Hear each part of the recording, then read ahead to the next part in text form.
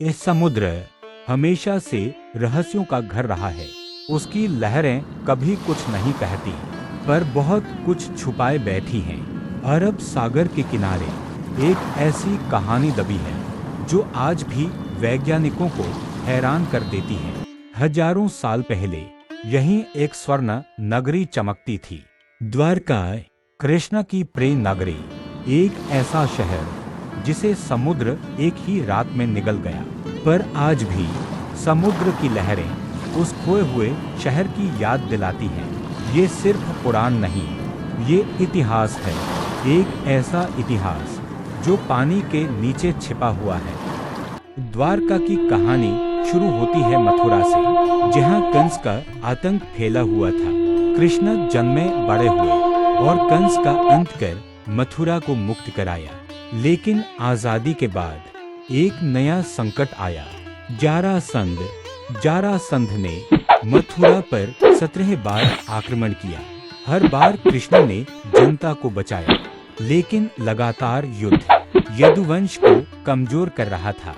कृष्ण समझ गए, यदुवंश को बचाना है तो उन्हें एक सुरक्षित जगह चाहिए, एक नई शुरुआत, एक नया शहर। कृष्ण ने जनता को आदेश दिया, अब हम मथुरा छोड़ेंगे। सैकड़ों परिवार बैलगाड़ियां, घोड़े, रेगिस्तान और जंगलों को पार करते हुए पश्चिम की ओर चल पड़े। दिनों की यात्रा के बाद वे उस स्थान पर पहुंचे जहां समुद्र और धरती एक दूसरे से मिलते हैं। कृष्ण ने समुद्र की लहरों को देखा और कहा, यही है हमारा नया घर। वो कहते हैं कि कृष्ण सिर्फ एक देवता नहीं, एक अद्भुत राजनेता और रणनीतिकार भी थे। उन्होंने समुद्र किनारे एक ऐसी नगरी बनाने का संकल्प लिया जो कला, विज्ञान और सुरक्षा तीनों में अद्वितीय हो। द्वारका के साथ विशाल द्वार, चौड़ी सड़कों का जाल, समुद्र से जुड़ा बंदरगाह, सोने चांदी से जगमगाते घर।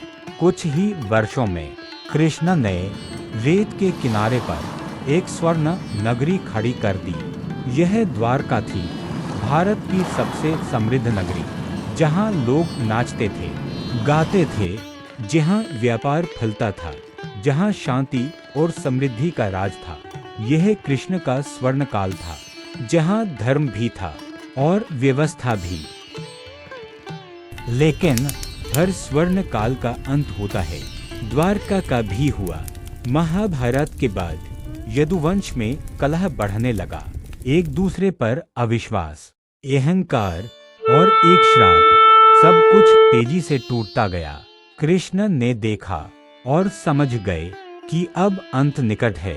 वे वन में चले गए, निर्विकार, शांत, मानो सब जानते हों। और जब कृष्ण इस दुनिया से गए, समुद्र ने करवट ली, लहरें उफान मारने लगी, बंदरगाह टूटने लगे, घर ढहने लगे और एक ही रात में द्वारका समुद्र में समा गई। हजारों साल बीत गए। फिर 1980 के दशक में भारतीय पुरातत्व विभाग ने इस समुद्री क्षेत्र में गोता लगाया और जो मिला वह अद्भुत था। समुद्र की तलहटी में दीवारें थी, सीढ़ियां थी, स्तंभ थे और पत्थर के बने नगर के अवशेष। वैज्ञानिकों ने बताया, यह एक प्राचीन नगरी है और यह वही द्वारका हो सकती है जिसका वर्णन हमारे ग्रंथों में मिलता है। आज भी द्वारका मंदिर के तट पर खड़े होकर समुद्र को देखते समय ऐसा लगता है मानो लहरें कह रही हो, मैंने एक शहर देखा था जो कभी सोने की तरह चमकता था।